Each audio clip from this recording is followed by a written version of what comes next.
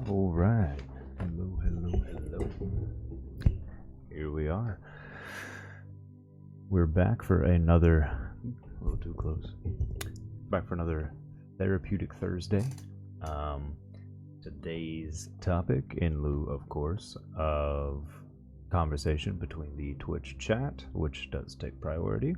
We're going to be talking about adversity and mental fog and like how the two intertwine and the differences and stuff like that.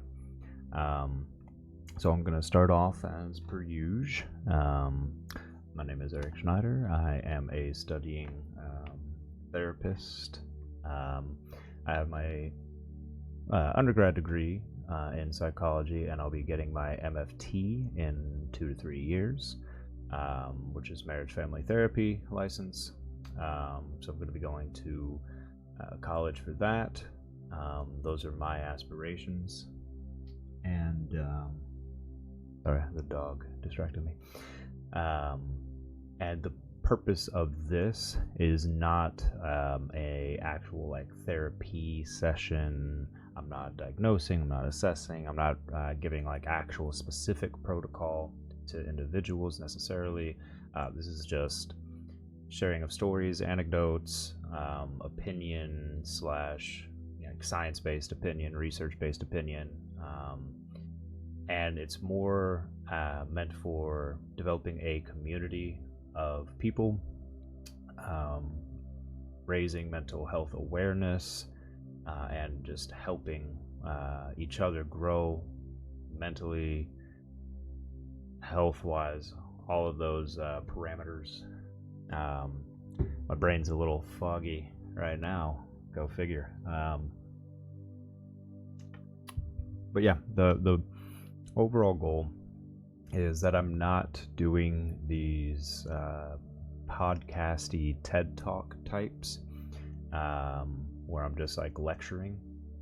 As much as I love doing that to certain extents and talking about those things that I'm passionate about, the overall goal is through that build a community that every Thursday between 2 and 4 p.m. Pacific time we can gather together and discuss what's going on in our lives, things we're having difficulty with, things that we're enjoying.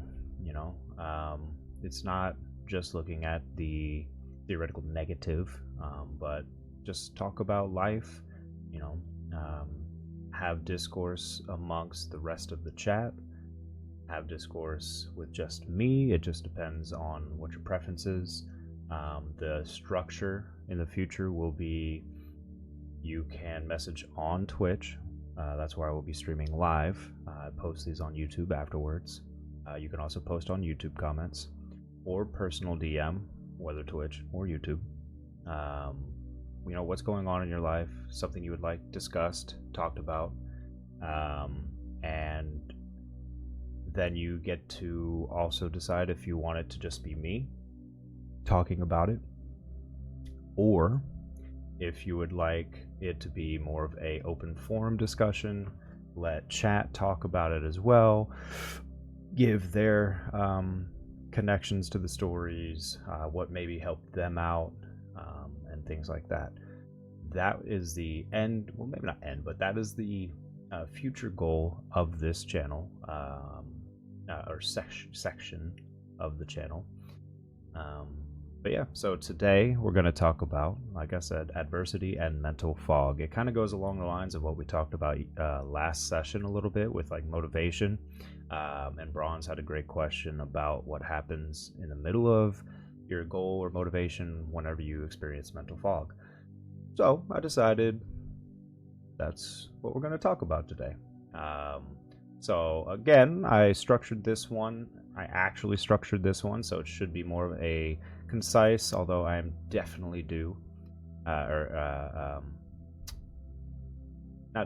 I'm definitely going to be venturing off tangents, having intermediate conversations with anybody in chat who wants to talk or has a question, or even if it's not relevant to adversity mental fog, just a question in general, because that's what the purpose is of this session.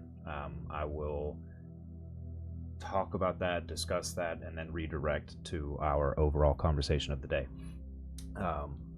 Speaking of, Consciousness Creates Burnaby with the subscription, with the Twitch Prime, the Bezos bucks. I really appreciate that, Burnaby. Really love that. So excited always for this. I have a medical call scheduled this hour. Hope I don't miss on too much. Well, if you do, there's always the YouTube vid that I'll post after this. But yeah, I appreciate you coming in, and especially squeezing it in before you have a medical call. Thank you for being here. Much love, and again, thank you so much for the subscription. So yeah, let's get started. So today we're going to dive into a topic that affects pretty much everyone at some point in their lives: adversity and mental fog. These are challenges that can significantly impact our mental health, but with the right understanding and tools, we can overcome them. So today we'll explore the neurological, physiological, and cognitive, mental aspects of these issues, and offer some actionable tips to help improve your mental health clarity and resilience. So first, how I always like to do things is understanding things from a base level and then branching out. So we're just going to simply define adversity and mental fog. And this is what we mean by that. Adversity refers to difficulties or misfortune that disrupts our normal life patterns. Whether it's something very tragic, loss of a family member, whatever the case may be, or you're a runner and you stub your toe or you have turf toe. That's an adversity. I mean, it's not the same regard, but it's still an adversity. You have to overcome it. It disrupts your normal life pattern. So it's a hurdle in life. And then mental fog, on the other hand, is characterized by a lack of mental clarity. It can manifest as forgetfulness, difficulty concentrating, and just a general feeling of confusion, like not knowing, just being lost. And that again goes along the lines of what we were talking about with motivation, right? When you feel lost, you have no sense of direction, meaning you have no motivation towards anything. So first we'll start with the neurological basis of adversity. And again, these are just snippets. There's each one of these topics I discuss, or subtopics, could have a lecture on their own. But this is just a brief understanding. So the neurological basis of adversity and mental fog. So what happens in our brains when we face adversity and experience mental fog? My throat, sorry. Neurologically speaking, these states are deeply intertwined with our brain's stress response. So that cortisol, fight or flight, norepinephrine, epinephrine, sympathetic rather. So when we encounter stress, our brain's hypothalamus sends signals to our adrenal glands to release stress hormones like cortisol and adrenaline. These hormones prepare our body for fight or flight response. In small doses, it's beneficial. We had an episode on stress where we dived a little bit deeper into that. Stress is good for you. In some ways, anxiousness, the stress released during anxiousness, the cortisol and adrenaline, is good for you. It's high alertness, but it's the chronic that makes it not good. But anyways, so chronic stress, speaking of, can lead to elevated levels of hormones, which can damage your neurons and hippocampus, the area of the brain responsible for memory and learning. Your hippocampus, memory and learning, for those who know the diagram of the brain. So the physiological effects of chronic stress, which we dove into episode 3. Chronic stress doesn't just affect our brains, it has widespread effects on our body as well, physiological. It can lead to increased heart rate and blood pressure. Prolonged stress keeps the cardiovascular system in a heightened state of alert, which can increase the risk of heart disease. Immune system suppression. High cortisol levels can suppress the immune system, making us more susceptible to infections and illness. So again, the more stressed you are, the essentially poorer your health becomes. Then digestive issues. Stress can disrupt the digestive system, leading to problems like irritable bowel syndrome, IBS. So how does one get mental fog? There are many, many ways. We're going to discuss a few of them. So mental fog is not a standalone condition, but it's typically a symptom of various underlying issues. And here are some of those. Number one, which is probably number one hierarchically, but stress and anxiety. As we discussed earlier, chronic stress can lead to elevated cortisol levels, which interfere with brain function. Anxiety, often accompanied by stress, can also disrupt cognitive processes that lead to mental fog. Again, when you have these high levels of stress, when your body's in fight or flight response, especially if it's in constant fight or flight response, you have to think about the physiological effect. When you're in that flight or fight response, you lower your GABA, you lower your serotonin, you lower your in some regards your dopamine, and in other regards it actually heightens your dopamine, because that's again like kind of that alertness factor. But it's more, it dampens that pleasurable reward system and more of the motivational system. And it also draws blood into the necessary areas for survival. So it can impact your mind and mental clarity at times, because you're not thinking things fully through. You have more rash thoughts.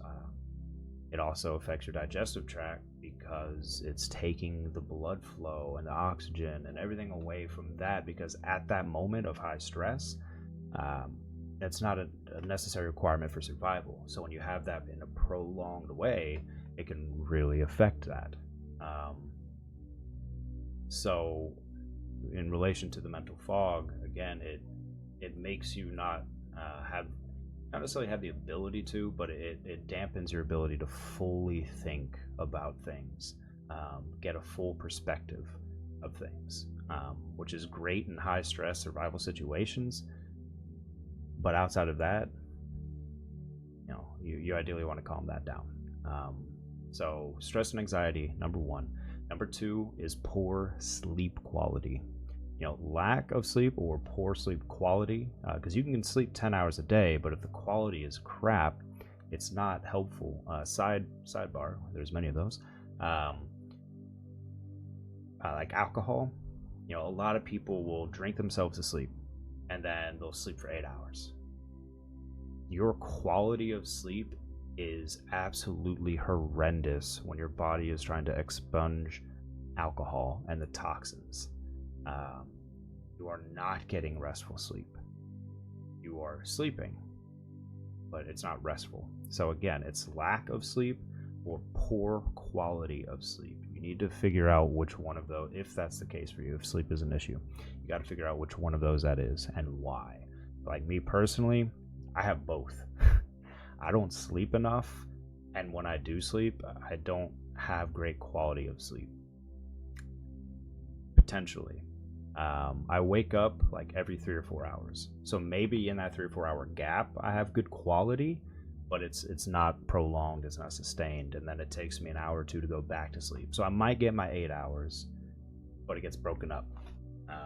So anyways, sleep is essential for brain health. It allows for memory consolidation, so that your whole day, you don't have to, like, your brain will subconsciously compartmentalize and condense your whole day and keep what's important, the information that's important for you.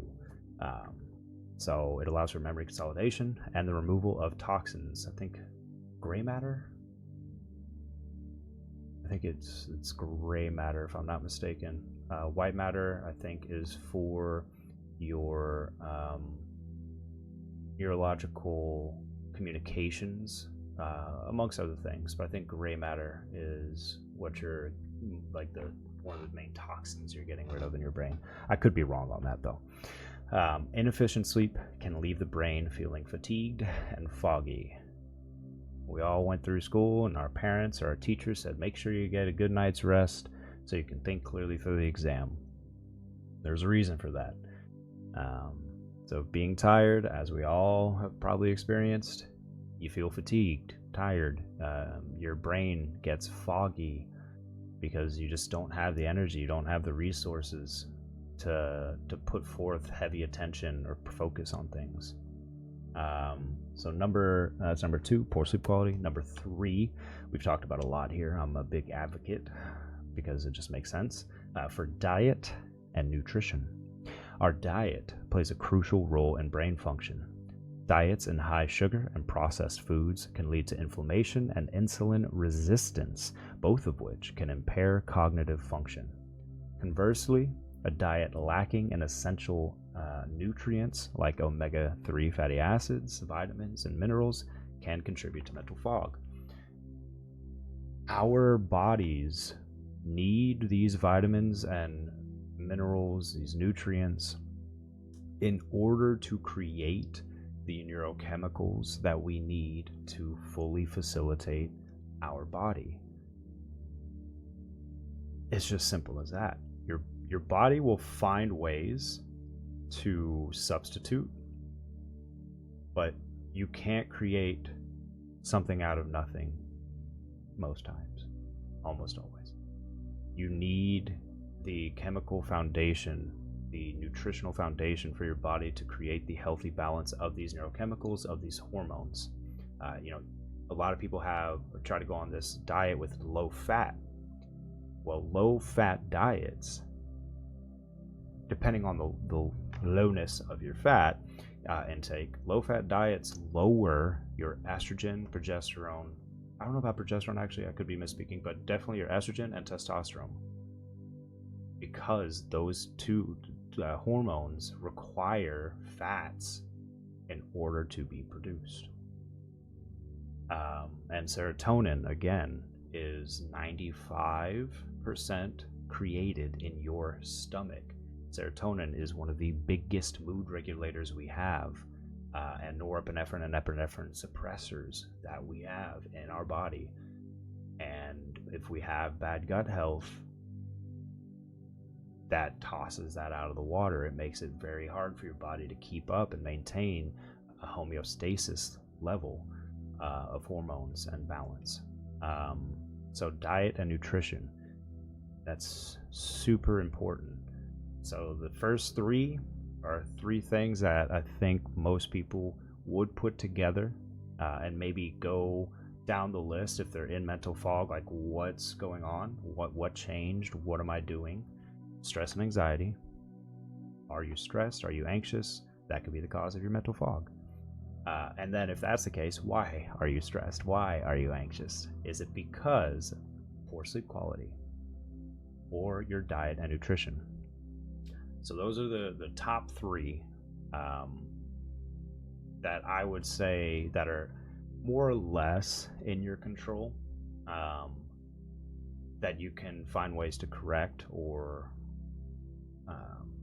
focus your attentions in bettering. But now we go to number 4, which is a sedentary lifestyle.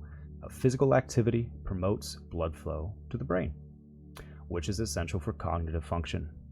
A sedentary lifestyle can lead to reduced blood circulation and lower levels of brain-derived neurotrophic factor, BDNF, a protein that supports the growth and maintenance of neurons. So just getting up and moving around, maybe not getting up, whatever the case may be for you, but just moving around, getting blood flow. Like I said, if your legs are injured like mine are, they have arm bikes. That'll get your heart racing, trust me. Just simply doing arm rotations, finding ways that you can exert yourself physically is really important. Stretch, even if you're not like breathing heavy and your heart's pumping, like stretches, whether in your chair or whatever the case may be. stretch, do something. Get blood flow, because without it, your body will start atrophying, you won't have sufficient blood supply, and your brain will suffer because of that. Your mental clarity will suffer because of that. So if you have a sedentary lifestyle, if you have a way to make it less sedentary, do that. Please do that. So that's number 4. Number 5. This one is a little trickier and difficult to diagnose, and sometimes impossible to diagnose because we don't have the biometrics and things like that to determine your imbalances. Hormonal imbalances. Hormonal imbalances, such as those occurring in menopause, thyroid disorders, hypo, or adrenal fatigue, can affect brain function. Hormones like estrogen, progesterone, and thyroid hormones play a role in maintaining your cognitive health. So, a lot of the hormones you can, like hormones specifically, a lot of them you can get tested. Neurochemicals, that one's a lot more difficult, if possible, if not like currently not possible. And I'm talking about like oxytocin, serotonin, dopamine, GABA, stuff like that. But they can, for the most part, test your estrogen, progesterone, and thyroid. That's how they can diagnose hypothyroid, and stuff like that. But these imbalances can really affect your brain function. So, if you're going down the checklist and you're like, well, I'm not really stressed or anxious. If anything, I'm too calm. I sleep pretty well. I eat well enough, and I'm not sedentary, but you still have mental fog, lack of clarity, and you have a hard time dealing with adversity. Maybe it's your hormones. Maybe there's something going on with your hormones that you need to figure out. Maybe you have a thyroid issue and you just don't know. I get them mixed up. I think it's hyperthyroidism leads to, like, typically what you can see in someone physically is weight loss, and hypo can be an explanation for weight gain. So if you can't find out any of these other factors, maybe you can try to deduce things down to maybe my hormones are messed up. Just go get a blood if you have insurance. If you don't, I don't know what the cost is, but if you have insurance, it's covered once a year to get like a full blood panel, full physical. Just do that. Get your full blood panel. Say specifically, I want my hormones tested. I want my testosterone, my estrogen, progesterone, thyroid. I want everything tested. These are the reasons why I'm feeling depressed, I'm feeling unmotivated, I'm feeling this, I'm feeling this. They're going to check your vitamin D, they're going to check your iron, all of that. So see if it's that kind of an issue. And then number 6 is just medical conditions and medications. Certain medical conditions such as chronic fatigue syndrome, fibromyalgia, and autoimmune diseases can cause mental fog. Additionally, some medications, including antihistamines, which a lot of people take just for allergies and stuff, antidepressants, and chemotherapy drugs have side effects including mental fog. A lot of the antihistamines are meant to give you mental fog because they make you drowsy. Antidepressants, that one can give you mental fog. I mean, there's so many ways that it can, and I'm not going to do it justice by talking about it necessarily, but antidepressants, depending on what you're taking, SSRIs, dopamine, my brain's dead on the terminologies right now. I'm having mental fog. But a lot of people with side effects of antidepressants will complain that they feel dull or numb to the world. And it makes them less depressed, but they just feel like they're in a state of like nothingness. Like nothing gets them down, but nothing really excites them. And that's an unfortunate side effect for some people, as well as other things. There's like sexual, like your libido decreases, potentially with antidepressants. Chemotherapy, I'm not adept at all, really, on chemotherapy drugs, on how they create mental fog. But there's plenty of research out there to figure that out. But again, medical conditions and medications are kind of the in this list, the last thing to think about. And I say the last thing only because if you have a medical condition, you don't need to think about it. Like, you already know. Like, I have a lack of motivation, or I have mental fog because I'm taking these drugs, or because, you know, I have an autoimmune disease or chronic fatigue syndrome, something along those lines. And if that's the case, then you just have to, I don't know, find a balance of like, well, I know I have to get all this stuff done. When is the half-life of my antihistamine? You know, antidepressants, it's not so much of a half-life. I mean, technically, but not so much. I mean, usually it takes, 1 to 2 weeks of taking an antidepressant before it really starts altering your chemistry. And yeah, so you that one's a little more tricky in terms of doing anything about it. I don't want to say diagnosing, but like understanding where your mental fog is coming from. That one's probably the easiest, in the sense of, you know, if you're taking medications, and if you've been, you know, tested for it, you know you have these medical conditions. But there, you know, there are ways of getting around it. I'm not fully adept at those, but that's definitely something that I could look into, or others could, if that's something that affects you. So now we're going to think of the cognitive, you know, your mental space of mental fog. So on the cognitive side, mental fog can severely impact your daily functioning. The prefrontal cortex, your frontal lobes, which has a lot of your processing and understanding of situations and things like that. Just 1 second.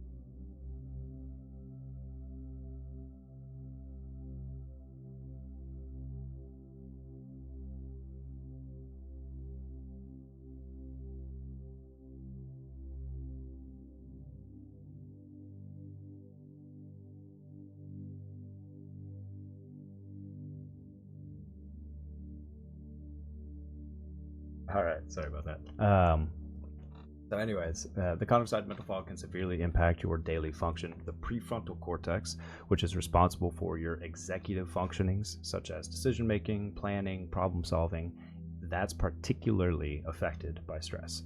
When the prefrontal cortex is impaired, you may experience difficulty in concentration. Stress and high cortisol levels can interfere with neurotransmitters like dopamine and serotonin, making it harder to focus. Again, the typical scale is higher cortisol and adrenaline, lower GABA, lower serotonin, and it's a half and half of lower dopamine in the desirable, pleasurable side, but higher dopamine in the alertness and motivation drive to certain extents. And it's a potential, not always. Memory problems. So the hippocampus, as mentioned earlier, can shrink. Your brain can actually shrink under chronic stress, leading to difficulties with short-term memory. Again, hippocampus is related to that short-term memory, which that short-term memory gets solidified in your sleep. It's all connected. It's all connected. And then another impact of mental fog is it reduces your problem-solving ability. Overall cognitive load increases, making it harder to think clearly and make decisions. That relates again to the stress thing. You are more more irrational with your decision making. I forget things all the time. My brain is tiny. Sleep, eat, I don't know, find mnemonics maybe to help you remember things, associate your learning. But how you doing, Svet? How you doing? Welcome in. So we've talked about what mental fog is and how adversities play into that, what an adversity is, the chemical things going on during mental fog, the physiological things going on, and how the basic ways, the normal ways of how one would get mental fog. We talked about 6: stress and anxiety, poor sleep quality, diet, nutrition, a sedentary lifestyle, hormonal imbalances, and medical conditions and medications. Now we just talked about the impact of mental fog cognitively, so difficulty concentrating, memory, and reduced problem-solving ability. Now we're going to talk about some strategies to try and overcome adversities and mental fog. A lot of this stuff is repetitive. We talked about some of these strategies in motivation. We talked about some of these strategies in the stress episode that we had. I guess I call these episodes session, whatever. But the stress session, we talked about some of these strategies as well. But we're gonna go over them again, as well as some new ones and some more tips. So, number one, not the number one strategy, but number one on our list for strategies to overcome adversity and mental fog, is mindfulness and meditation. Mindfulness practices and meditation have been shown to reduce stress and improve cognitive function. There is research that suggests that regular meditation can increase the thickness of the prefrontal cortex and improve connectivity between different brain regions, enhancing overall brain function. I've always been interested in the pseudoscience of it, or potential real science. Shrooms, psilocybin has been shown to reconnect or just connect brain synapses and brain, like the whole neurological web and connectivity, by taking psilocybin. And it can give people mental clarity. I'm not saying go out and take it. That's not my purview. Have I ever done shrooms? I have not. I have been interested in taking them, but I have not personally taken them. But there are recommendations of, like, especially if it's your first time, since it can rewire your brain. You don't want to take it in a negative headspace, because it can kind of gear your rewiring towards that negative space. But in terms of like mindfulness and meditation, there is something called like the hyperbolic, I think, chambers, where you sit in a high saline, high salt bath, essentially, that is body temperature. You're in a ball in the chamber, floating, so you don't feel anything. It's completely dark, so you don't see anything. The smell is supposed to be just neutral, so you don't smell anything. You don't hear anything. So your brain has nothing to focus on in terms of, how is this feeling? What am I hearing? I'm distracted. It removes all of that. And there's a podcast with Joe Rogan where he talks about doing that and other people's experiences doing that, and having shroom-like, psilocybin-like trips where your brain just starts rewiring and you start going down whatever path you decide, like your brain decides to go down. You're just along for the journey. Your brain is rewiring itself. It can be scary for a lot of people, especially if you're claustrophobic, but I just mean like the mental trip of it. But it's crazy that just something like, not just something like that, to me that is an extreme meditation, but it goes to show that even in smaller doses, meditation can rewire your brain, and it can reactivate or open up new brain pathways, brain synapses, fire your neurons, and so there's a lot of like cool, trippy elements to the meditation as well, not just the boring, like sit here and hum. I say boring just because that's like a typical stigma of people who don't meditate. It's like, meditation. But again, mindfulness and meditation is super important, and it has a lot of empirical data backing it. A couple months ago, my friend gave me a chocolate she found, and you didn't read it, and it had psilocybin, and you ate the whole thing. Ooh, I bet that was a fun day, especially if you weren't prepared or thinking that that's the adventure you were going to go on. So, just a simple tip to with mindfulness and meditation: start with just 5 minutes of mindfulness meditation each day. Focus on your breath and try to bring your mind back to the present moment whenever it wanders. So you want to focus inward, you want to focus on your breath, and then if your mind ventures off to like, oh God, this thing happened yesterday, or oh man, tomorrow this, focus back on your breath. Whenever it wanders, don't beat yourself up for thinking about something, but just let it go. Have the thought, flesh out the thought, don't try to answer it. Let it go, focus back on your breathing until you can kind of have that cleared mind. I freaked out because I didn't know like what happened, and then I read the label again. I was like, oh, thankfully you'd done some LSD before. All right. Well, did you realize that while you were about to start tripping, or did you somehow have the cognitive ability to, in the middle of a trip, read it and go, oh, okay, I'm good? Or was it like afterwards? So number 2, strategies to overcome adversity and mental fog. Talked about a bunch. Mental exercise. Exercise is a powerful tool for combating stress and mental fog. Physical activity increases production of endorphins, your feel-good chemicals. Release some endorphins, which are natural mood lifters.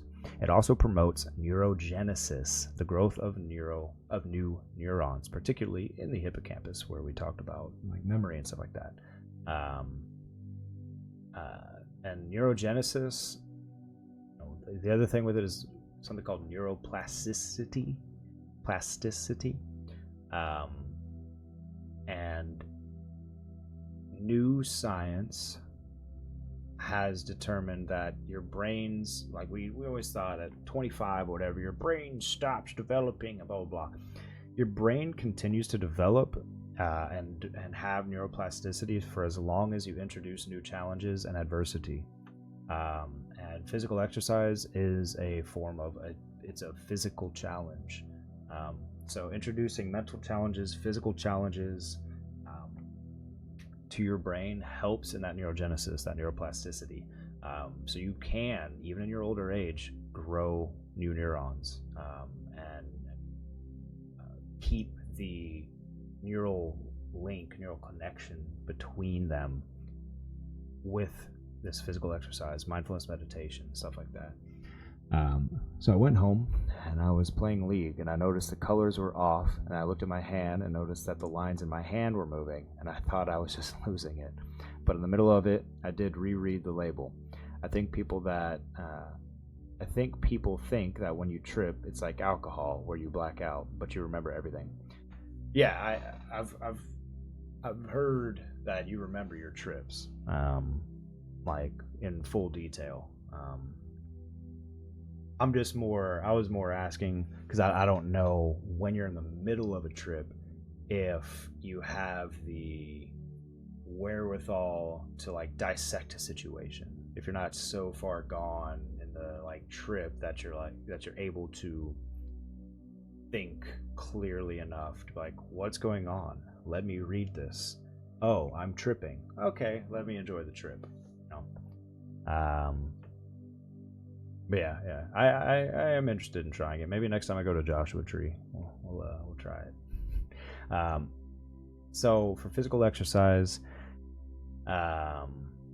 aim for at least 30 minutes. The tip is aim for at least 30 minutes of moderate exercise. Like even a brisk walk or cycle, or again, we've talked about it many times before, just something to get you physically active. Depends on what you take, how much, I think, but you're still able to read and realize things, I guess. Well, that's good to know. So number 3 is kind of the antithesis. If you find sleep is what's causing your mental fog, number 3 is get adequate sleep. Sleep is crucial for cognitive function and emotional regulation. During sleep, the brain consolidates memories and clears out metabolic waste products that accumulate during the day. Clears out your adenosine. And like I said, I think it's gray matter, stuff like that. Chronic sleep deprivation can exacerbate mental fog and impair stress resilience. So establish a regular sleep routine. Aim for 7 to 9 hours of sleep per night and create a relaxing bedtime routine to improve sleep quality. Again, what that looks like for most, like what that would look like, is avoiding luminescent lights and avoiding a blue light, your phones, anything like that, about 30 to 45 minutes before bed. Don't eat, I think it's 2 hours before bed, so when you're asleep, your body can focus on sleeping, opposed to digesting. Make sure you're in. Don't play League right before you go to bed, or you'll go to bed mad. That is true. If you're playing a highly competitive game before you go to bed, read a book after. Watch a YouTube video that's calming, like something to put your mind back at ease. But again, 30-45 minutes before you're actually going to lay down, don't watch TV, don't look at your phone, don't do any of that. Be good to just read a book or listen to a book, something where your mind can just start drifting. Meditation until you fall asleep, whatever the case may be. But aim for adequate sleep. Number 4 is healthy diet. Again, the antithesis of talking about diet being a reason. So change your diet.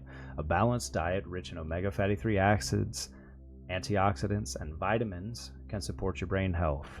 Foods like fatty fish, nuts, berries, and leafy greens are particularly beneficial. Incorporate a variety of brain-boosting foods in your diet. Avoid excess consumption of sugar and processed foods, which can negatively impact cognitive function. So, an interesting thing with sugars and things like that they're starting to find out is, I'm not sure of how much research has backed it, and if it's becoming the actual like theory or idea behind Alzheimer's. I think it's Alzheimer's. Maybe it's Parkinson's. Both on the dopaminergic system. But whichever one, they're kind of labeling as diabetes type 3. Sugar consumption, especially not moderated, like you can have sugar, whatever, just moderate it. But high sugar consumption is what they are starting to believe is what is putting you in those, the increase, I guess we'll say, of diagnosis with Parkinson's and or Alzheimer's. I don't remember which one it is. I should know that. But it's all connected, So your brain fog can be caused by an unhealthy diet. So a tip to get clarity is have a healthier diet. Again, I'm not saying cut all the bad stuff out and only eat the good stuff. Eat lots of blueberries. Blueberries are one of the most complete berries to eat, at least in terms of consumer availability. Blueberries are great. Kiwis. Oh, kiwis are great too. But yeah, so try and incorporate a better diet. Whatever that looks like. Again, we've talked about goal setting and stuff like that in other episodes, so I'm not going to dive too deep. But set a goal for yourself of what you would like to eat in a day. figure out what you are eating in a day and slowly alter it and tailor it. Don't cut out all the bad junk right away, because your body will crave it, and then you'll binge and things like that, and you'll find weakness, and then you'll beat yourself up and spiral, ruminate, all that bad stuff. Just slowly start tailoring your diet. Like, these are all the things I eat. Fruit's not even on there. Let me find a fruit that I like. Let's include a fruit. Ooh, vegetables aren't on there. Let's find a vegetable that I can tolerate. Put it on there. And then you slowly build it to a point where you have more healthy than unhealthy. But you don't need to completely remove the unhealthy. If you can, great. But that unhealthy, it's a dopamine. It releases maybe not endorphins, but it releases dopamine. You feel, yeah, I enjoy this. So do that. As I talked about last week, food. There's a misconception in our society that food is intended to taste good. Food in its base form is just meant to nourish our bodies. That's it. Good taste, bad taste, doesn't matter. Our bodies need what it needs. We have taken food to be a pleasurable thing when food is a necessary thing. Same with drinking water. Like, water is a necessary thing, but now we drink for pleasure. We eat for pleasure, and it's okay to do that, but make sure you're not doing that every time. You have to understand that your body needs this nourishment. It's not for you to be in a pleasurable mood. You need it. As we talk about this, there's a guy in your league game whose name is Diabito. Oh boy. So that was number 4, healthy diet. Numero 5, social connections. Strong social ties can buffer against stress and improve mental health. Positive social interactions can increase levels of oxytocin, a hormone that promotes feelings of well-being and reduces stress. So oxytocin is great. My brain, mental fog happened. I was going to talk more about it, but find some social connection. Again, last week we talked about a support structure, or more or less, most people use the term surround yourself with positive people. I don't like that term, or that way of defining it necessarily, because surrounding yourself, just the verbiage makes it feel like if you don't have multiple people to surround yourself, that it's not enough, or that you can look down and be like, oh man, well, I only have like 2 good friends. Like, I can't, that's not, like, what are you doing? It opens itself up to be a measure of judgment for yourself. Just have a good social connection with one person, with 2 people, with however many, but make sure it's quality. Make sure that you find that 1, 2, 3 people that you can go to and that are not going to be judgmental unless the situation requires maybe not judgment but criticism. Like, if you are in the wrong, you need a friend that can be honest and be like, well, you are in the wrong, or like, you're not totally wrong, but you have to look at it this way. Like, having open perspectives is very good, but have that social connection, whether it's family, friend, whatever. Your dog in some ways counts, but realistically your dog doesn't count. Sorry, Sam's, wherever he is. Find a good social connection and social interaction. And there are many outlets if you feel lost, or if you feel like you just can't find that, to pursue or to just actively find it. But social connections, we're social creatures. Humans want to feel a part of something. We want purpose. We want community. Overall, some people don't, especially type A narcissists. But they do, in the sense that they want to run it. but not in the sense of they feel like they need it, although they do need it. They just don't feel like they do. So again, number 5, social connections. Take time to connect with friends and family. Even a short phone call, a coffee date, just those 2 things alone can significantly boost your mood and cognitive functions. You don't even necessarily have to talk to them about your issues, especially if you're the kind of person that feels burdensome. Like, if I talk to my friends, like, I feel like a burden if I'm like discussing stuff. Then, have that conversation when you need it, but just have a good conversation. Just talk about fun things, talk about aspirations, talk about what you would love to do, talk about, mundane, dumb stuff. Like, dude, my dog was, licking his butthole the other day, and then my girlfriend came by and went to his face, and he licked her face, and she was like, "Oh, you're so sweet." Like, just stupid shit. It doesn't have to be anything, but have conversation with people. Number 6, there is CBT, which is a therapy. Not CBD, CBT. Cognitive behavioral therapy. These techniques can help reframe your negative thought patterns that contribute to your stress and mental fog. By challenging and changing your thoughts, you can improve your mental resilience and clarity. In previous episodes, we also talked about like affirmations and kind of rewiring the way you think and how it's a process. You're not just going to, if you have, like, it's that cognitive dissociation. If you have beaten yourself up or told yourself your ex 1,000 times, the first time you say the contrary,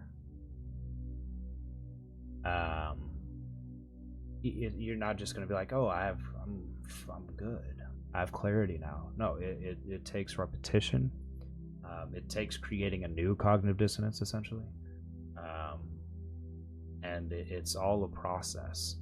So you have to really mentally think to yourself, I have these negative thoughts. Let me challenge those negative thoughts. So practice by identifying and challenging those negative thoughts. Replace them with more balanced and realistic perspectives.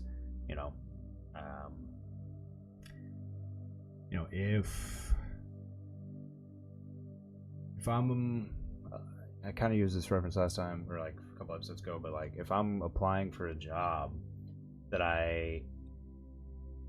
let's say I feel like I have the qualifications for, but don't have the experience, and they really want the experience, the negative portion in me, or if I have an interview, but I just know I'm not going to get it, that thought is a negative thought. So I can challenge that thought and practice the cognitive behavioral techniques. I can challenge that thought and be like, you know what?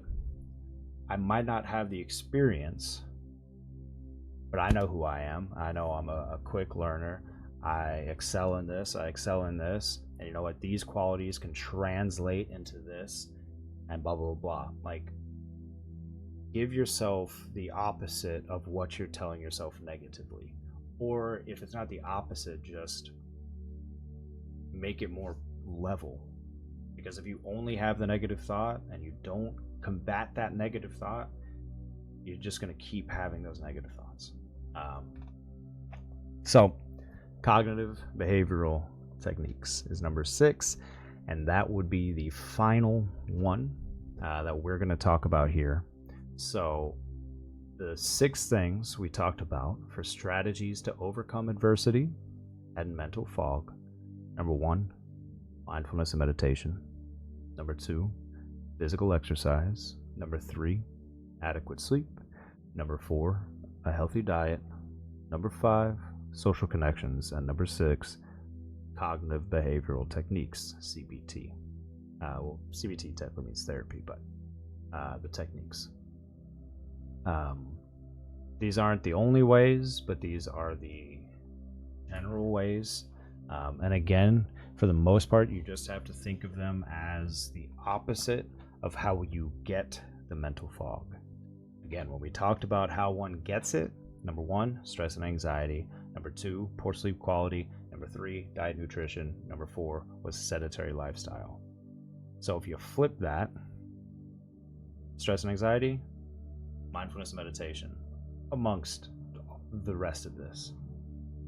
Poor sleep quality, get better sleep quality. Sedentary lifestyle, physically exercise. Your diet and nutrition's off, get a healthy diet. These are just the opposite of what can cause it, which, I mean, duh. So when you have mental fog, you really should try to narrow down what is causing it, if you can. If your mental fog is so strong that you yourself can't even go down the checklist and think like, this is it, have a conversation with somebody. If you have someone who is trusted and well versed in mental health, talk to them. Your best friend Jane Schmaine and Joe Schmo,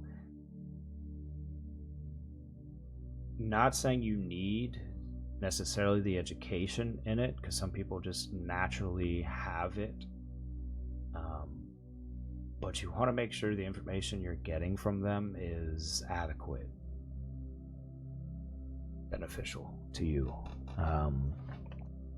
So try to find that outlet, or I will always recommend talk to a therapist in any capacity that you can. Talk to a therapist, a licensed professional, and they can go down this checklist, and then all you, to an extent, at that time, have to think about is answering the question instead of asking yourself the question. They will ask, what's gone on, like, what's new in your life, what's this, how's your diet, how's this, blah blah blah. And all you have to do now is focus on the answers instead of the question and the answer internally, which can be a big help. So all of these are, again, generic but effective tools to help get you out of mental fog and deal with adversity. But for persistent or chronic mental fog and issues, seek professional help. And I say seek professional help just in more of a assistance. I think there's like this negative connotation with the exact phrasing of seek professional help, but it's more or less like seek professional assistance in some way, whatever that looks like to you, and whatever that is in general for you. But yeah, I mean, that was my TED Talk. If anybody has any questions about any of that, or just in general, now would be a good time to ask. If not, I'm going to give kind of my closing thoughts. I guess we'll wrap it up kind of early if there's nothing else to talk about. But I encourage, please, if you have something that you want to talk about, bring it up. And we can talk about it. But if not, I'm just going to rant and then give closing thoughts, so there's some time for people to articulate what they need. Yeah, I'll just, talk about a little bit of what I'm, my thought process and what is going on in the direction that I'm trying to go. Ideally, I'm able to develop this channel to a point that I have a bigger outreach. I know there are tools and strategies that I can pursue.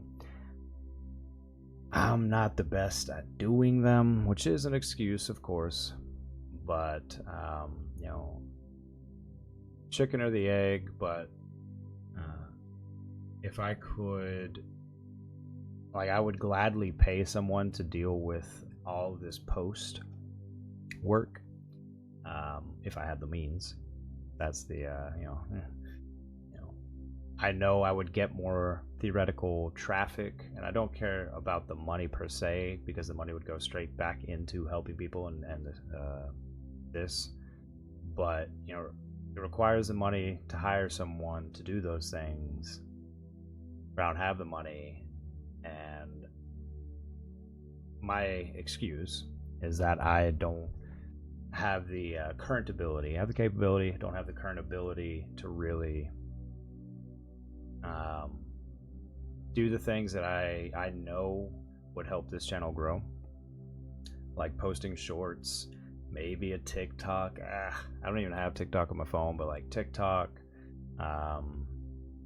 advertising, and whatever the other cases may be. I know simple things in terms of the videos in general, like bookmarking and stuff like that.